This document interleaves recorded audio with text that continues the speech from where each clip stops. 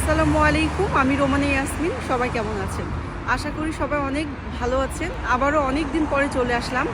আমি একটা জিনিস আপনাদের সাথে শেয়ার করার জন্য মেনলি আজকের ছোট্ট একটা ক্লিপ যে সবসময় হচ্ছে এই রাস্তা দিয়ে অফিসে যাওয়া আসা বা যেখানেই যাই না কেন, যেহেতু আমার বাসা হচ্ছে পাশেই, আমি সবসময় এই রাস্তা দিয়ে যাওয়া আসা করি। প্রকৃতির যে একটা সৌন্দর্য আর কি আছে, সেটা আসলে আমরা এত ব্যস্ত থাকি, ব্যস্ততার মাঝে কিন্তু আসলে দেখার সময় হয়ে ওঠে না।